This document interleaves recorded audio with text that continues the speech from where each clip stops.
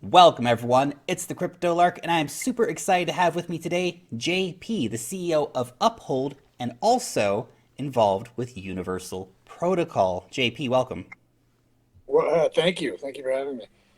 Now, just a quick note to everyone out there in the audience before we get into the interview. This is a sponsored interview, and I would like to thank the guys over at Universal Protocol for sponsoring this video and the channel, and of course, reserve the right to ask all kinds of fun and interesting questions. So let's get into it. I think we should start with the elevator pitch. What are you guys doing? Sure. So UPP is an alliance of five early blockchain companies, all with a sort of similar view of how the industry is unfolding and a similar view of what is holding it back. So we've developed a platform that we think addresses a few of these issues. The way we define it is a lack of a common language that allows people an easy entry point into the industry. The lack of conventional user safeguards, which makes it difficult for people who aren't technophiles to participate, and then a lack of an emphasis on producing products that are relevant to a mass market. Mm. So we intend to try to put out products that will resolve or mitigate a few of those issues. Yeah, well, on the website, one of the ideas is this is going to be part of what brings in the next 100 million people to crypto, right? And that's a Exactly. very ambitious but worthy goal, without a doubt. Exactly. That's exactly right. So the first products we're putting out are a couple of stable coins, a dollar one, a euro one, and then what we refer to as a wrapped Bitcoin. All of them are ERC20 compatible. So, they'll be able to be traded on decentralized exchanges and move around anywhere an ERC20 token is supported.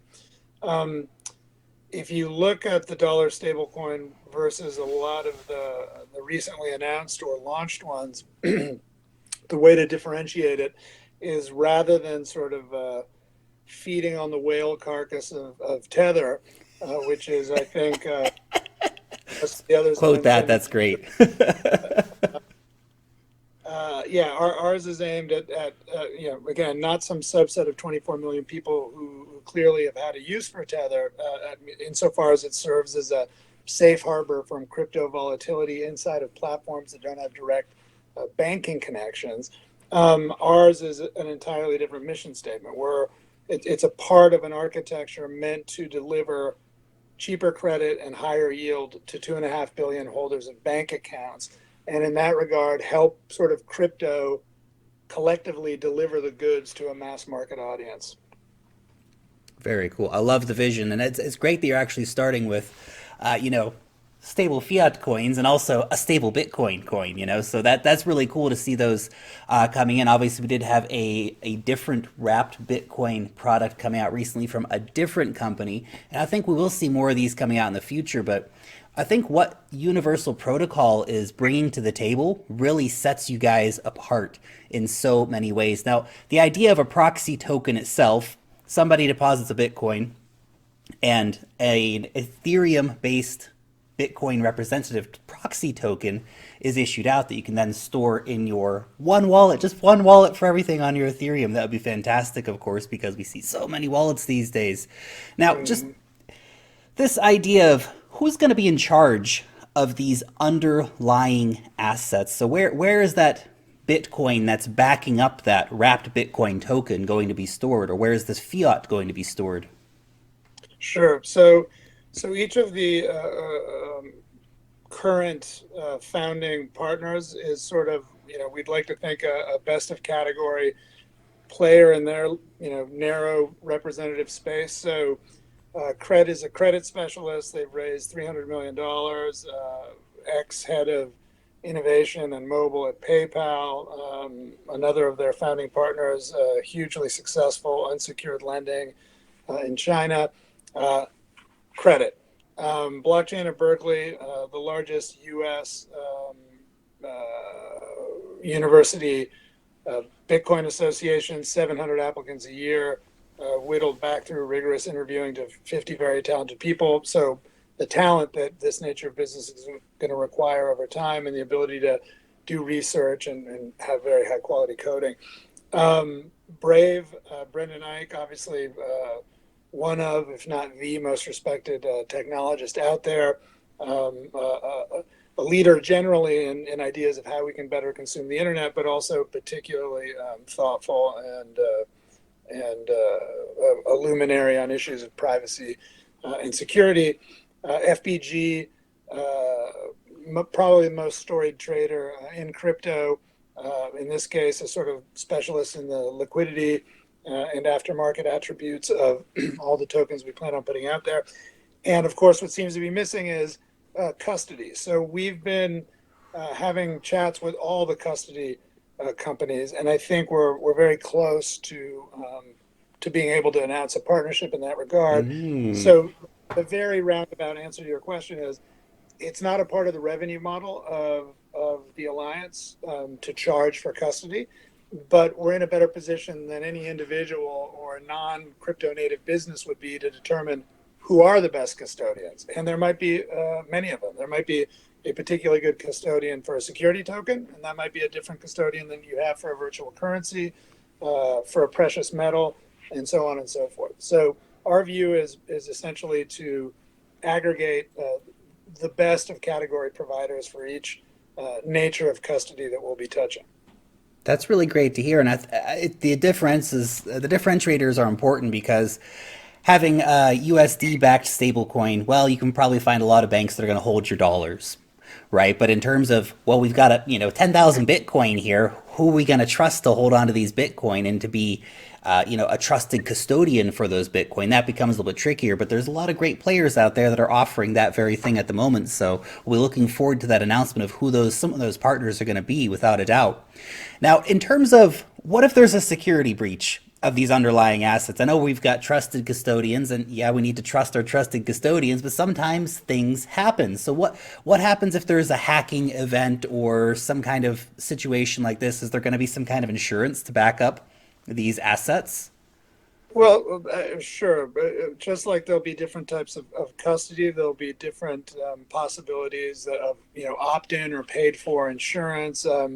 There's lots of, different possibilities in that regard. We've been having a conversation with one company that if the users end up electing to use their digital identity solution, that company will provide full insurance for that individual's holdings. That might be very interesting, but at a company level, we might, do different kinds of arrangements. Uphold, one of the constituent companies of the alliance, did a deal with a company called Hard Yakka, where that company provides 25 million of first loss assurance against a platform that at any moment in time is around 130 million. So it's not total insurance, but it'd Mm-hmm. be enough first loss assurance to cover, you know, a certain size of hacking incident.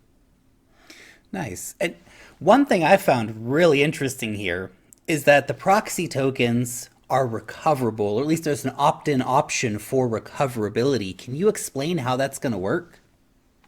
Sure. Yeah. So the idea is that again, in trying to move towards a non-technophile mass market sort of a disposition, the notion that you have this thing called a private key, and if you lose it, you could lose your money is a terrifying thing. It's a barrier to people participating, and so making it recoverable, we felt was an important way of again putting in a safeguard that most participants in any kind of financial system would be accustomed to. So the way it works is it's a multi-sig setup where two of three can recreate the necessary key. So if you have lost yours or what have you, the other two signatories can recreate.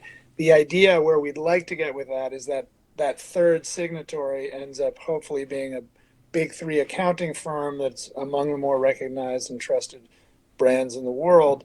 Again, all in an effort to try to move this into the mass market. Um, Yeah, sorry. No, that's okay. I was just going to say this kind of service is so necessary because everyone out there is used to a bank account. Something goes wrong, you call your bank, like, yo, somebody stole my credit card. Can you guys help out? And they'll reverse they'll get the chargebacks and stuff going, and you're okay. Your funds are safe. But with Right. crypto, it's like, hey, my Bitcoin's gone, and it's gone. Yeah, And that's yeah. it. No. I mean, I think every single participant in the industry shares the issue of that perception. In other words, if you compare the legacy financial system with this new one, there's no question that this new one is infinitely more transactional. If you want to send any unit of account at 2 a.m. from your mobile device across the world, have it convert. Obviously, all that stuff is already here, right? It's not even down the road.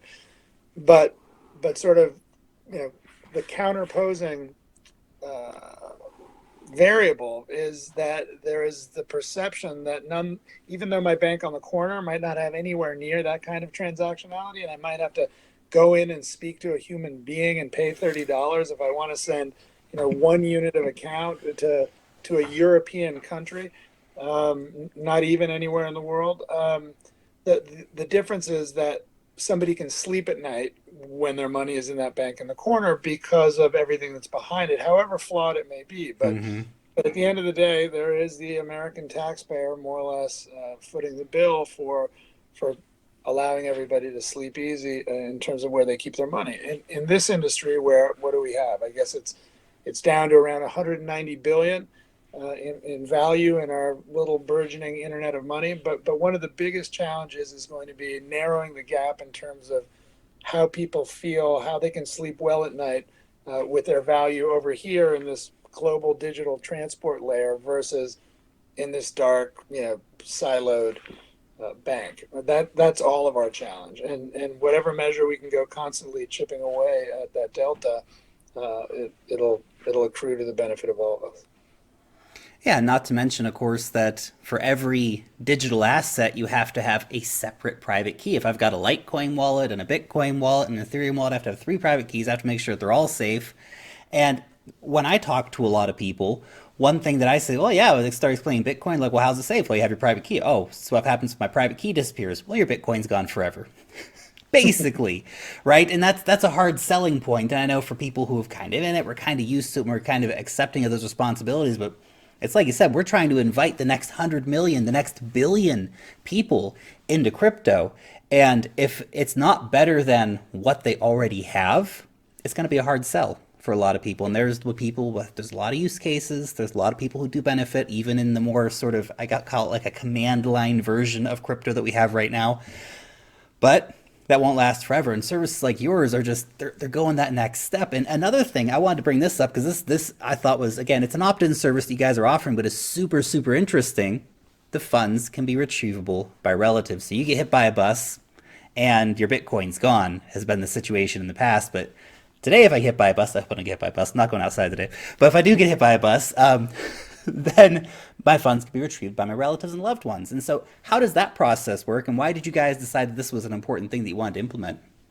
Sure. So similar to the recoverability feature, what it is that when somebody's moved into a universal token or one of these proxy tokens, they're asked if they want to set up inheritability. And basically, what that is they would put in Ethereum addresses for next of kin, and then they would set how often they wanted to be pinged for a sign of life. So let's say every 5 years, and if I don't respond within 6 months, then send the value along to, in whatever proportions, to the Ethereum addresses I have left as my next of kin. Cool. Yeah, it's along the lines with recoverability, architecting these tokens so that they're easy to serve as collateral, so that they can be insured, reinsured, so on and so forth. I'll just again try to push them a little more into the mainstream. Now, the interoperability between all these proxy tokens is something I think that's really powerful too. You can have your wrapped Bitcoin trading for wrapped Litecoin to wrapped Dash and to a wrapped security token, all on the Ethereum blockchain, all probably from one wallet service in the future, very seamlessly. Are you worried that atomic swap technology or perhaps some of the similar interoperability technology will make your offering perhaps less attractive for investors?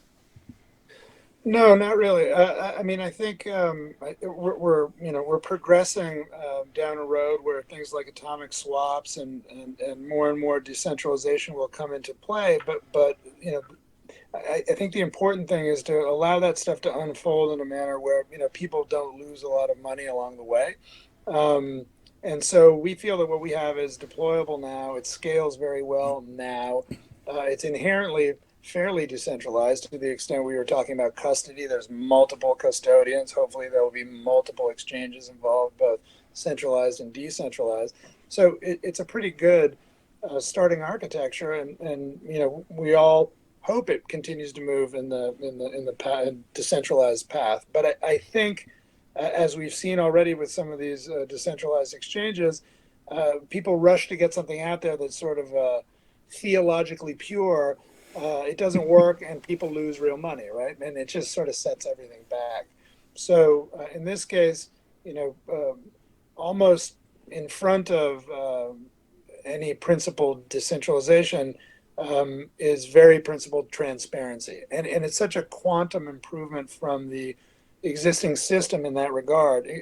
Nobody knows what's on the balance sheet of any of these banks Mm-hmm.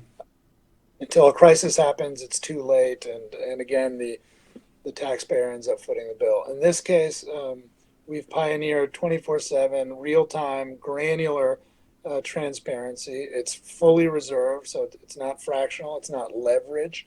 All those things are enormous improvements. And bringing that to bear, even though it's not perfect, it's not perfectly decentralized, it works. And it's pretty secure. And we've tested it with more than 4 billion in transactions to great effect. So that's where it starts, and I'm sure it'll gravitate, and new cool technologies will continue to pour in. But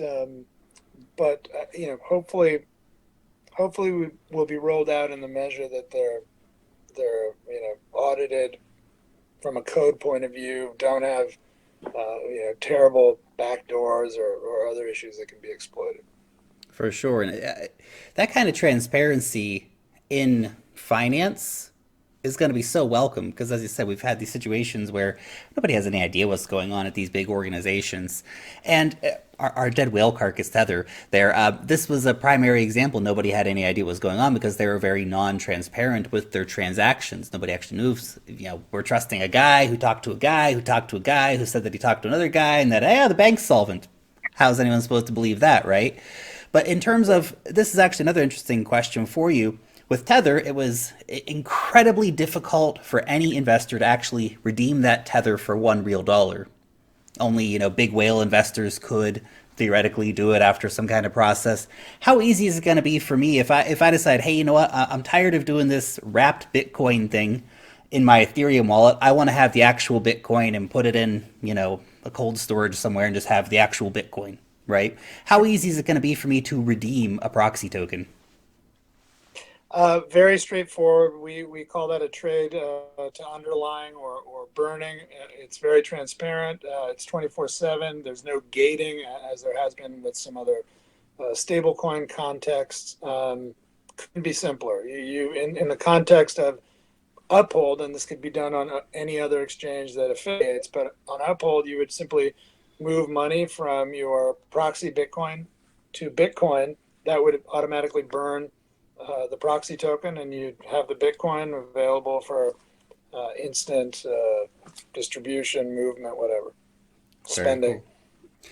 Now, I want to do something a little different here. So I'm going to pretend I'm, some different players in the market here, and I want you to kind of sell me. Why should I come and use the universal protocol? Now, let's imagine that I'm an institution. Sell me. An institution.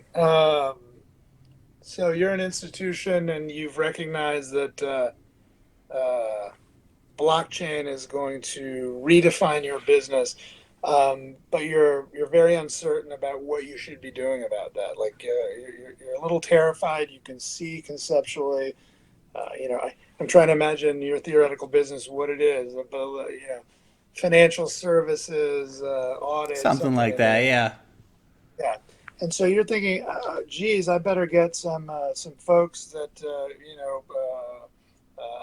understand the logic of what's happening, and you'll find, well, there isn't any one body of folks. There's Solidity guys that would understand, Ethereum, but I have to make a bet on, geez, is it going to be Ethereum? What if it's EOS? Or I've been reading about this new thing, Monero or Zcash, or what's going on with Bitcoin Cash and Bitcoin. And so it becomes a little overwhelming and creates an entry point conundrum. I Hmm. think in this case, what I'd say, don't sweat it. Ethereum is where the critical mass is. Sure, you've read some issues about scalability and all that stuff, but like the bandwidth problems of the early 90s, they're all going to eventually go away. And there's this service that has basically allowed Ethereum to incorporate or reason with any other blockchain that might have otherwise made you feel bad about speculating having gone in that direction.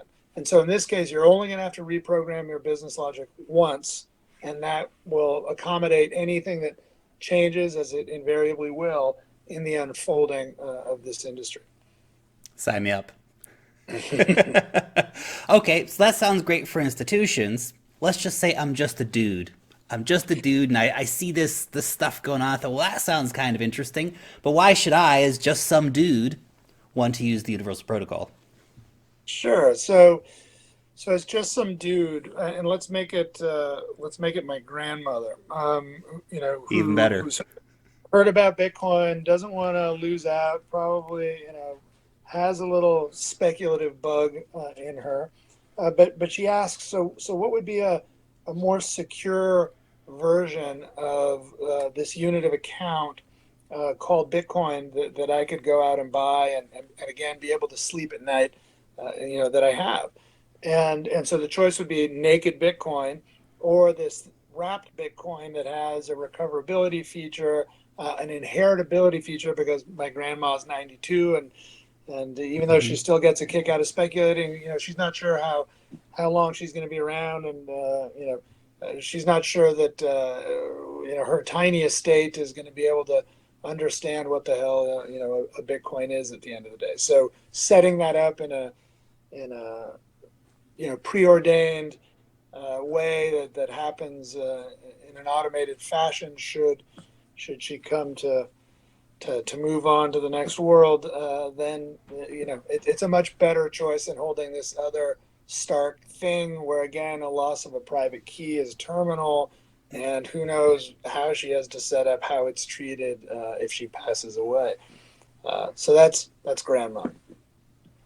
Very, very cool. And let's do one final one. I'm a cryptocurrency exchange. What value can you add for me? Well, this is where the value proposition is extremely strong. So our experience at Uphold was, Uphold at this point supports 9 different blockchains. So every unit of account at Uphold, 32 fiat currencies, 4 precious metals, a bunch of cryptos. All of them have 9 crypto rails attached to them. So if I gave you, the Litecoin address for my dollar card, you could fire Litecoin. It would convert on the fly into dollars in my account, and you could do that through 9 different rails. Every time we added a new coin that was a new blockchain, it was many development cycles of a big swath of our development resources. Every time we added the next ERC20 token, it was approximately 10% of the effort, probably 10% of the effort. So if we're able to say to exchanges, hey guys, it must be as much of a pain in the ass for you as it was for us, we're going to be able to, we've created this foundry, this assembly line of tokens that's going to produce 1 or 2 a month. And every time we deliver them, it's going to be in ERC20 format. It's going to come out with all the legal evaluations. It's all the code's been audited. We have these partners that are providing liquidity. That's what an exchange wants. An exchange wants something that is obviously well built. That's going to take up minimal development resources on their end, and has a very good chance of having out of the box liquidity, and has excellent legal standing. So That's what we've provided. We've wrapped it in all kinds of stuff that makes it almost plug and play for the exchange. For so many, there's so many exchanges coming out all the time, and for all these newer exchanges, that's going to be super attractive. Even for some of the older ones, obviously, who still struggle with certain liquidity issues and all these things. But for any of the new guys, this is going to be like, wow, we can get this and have all this on offer, make it easy, have liquidity. That's going to probably lead to an even bigger explosion in exchanges than we're seeing right now. Okay, It could. Sure. now, how is the Universal Protocol going to make money? How's this survive long term? Sure. So it's actually a pretty robust revenue model, and basically it's fee generation, and it's fee generation in conversion, um, and basically in allocating credit, providing yield, and so forth. So in each of those contexts, it's a fairly complicated pricing matrix that we have. We'll make it available on the site, but the general idea is that getting into a universal token is free. If you then want to get out, do the trade to underlying, um, it's a pretty high fee of about 5%. Um, However, that 5%, if you are staking another of the tokens in the ecosystem, goes down to as low as 5 basis points. So it can get very cheap when the staking element is introduced. Um, but you know, there should be big transactional flow again, given the partners and the drivers. Mm-hmm. Um, Again, Cred has 300 million ready to lend. Uphold has more than a million users and is currently not paying any yield for any of that. So it should come out of the box with a fair degree of activity. The other cool thing is because the alliance's income has to be in the form of UPT, it's terribly transparent and kind of sets up for something that's a cool idea, which would be the world's first real-time self-auditing company. If somehow all of UPP's expenses were in UPT, you would have the world's real-time first self-auditing company. But as it is, um, everybody will be able to see what the revenue in is, and then because it's set up as basically an industry utility, there's only three things that can be done with that income: the build out and maintenance of the platform itself, and then the repurchasing of its own tokens. So the original float is 10 billion tokens. That can over time be purchased down to a floor of 100 million. And at that point, the company metamorphosizes, which is, I think, another first, into basically an NGO that gives all of its profits to environmental causes. The idea being to mitigate the fact that Bitcoin today is using more electricity than the country of Australia. Well, and that'll be an interesting thing too. That if actually you have all this wrapped Bitcoin, right? It's actually transacting across the Ethereum network. It's all sitting in cold storage. So instead of having this environmental footprint, and if when Ethereum moves to a proof of stake model, the environmental footprint of moving that Bitcoin from point A to point B comes way down. That's a brilliant, brilliant point. I obviously have been following the movement to proof of stake and am encouraged by the concept, but hadn't thought of it in terms of subsuming what would otherwise be a lot of Bitcoin moving around in a, as you put it, much heavier footprint context. So that's fantastic. Yeah. Mm-hmm. Get And busy, Vitalik. We're waiting, man. And one final question for you. So I know we've kind of talked about some of what the token. Obviously, we have the proxy tokens, but when someone goes and actually buys the UPT token, what is that going to do for them? What's the actual utility of that token? sure. So as mentioned, I think it's the most basic kind of utility. It gets you better economics in every variety of financial transaction that we'll support, which will be conversions, lending, yield products, robo advisory, but anything that the platform supports, it'll allow the holder to access the best economics in any context. So it's very powerful, very basic, utility. But that's a great utility. You get discounts on stuff for doing trades and purchases that you were going to do anyway. So why not get a discount on it? You Very, should. very cool. Very exciting project, JP. For anybody who wants more information about this, there's going to be links down below the website. So get over there, check out the white paper. It's a really good and fun read. Check out the website and get involved in the sale when it comes up. JP, thank you so much for taking the time to come over and talk about Universal Protocol with us today. Thank you for having me. Pleasure.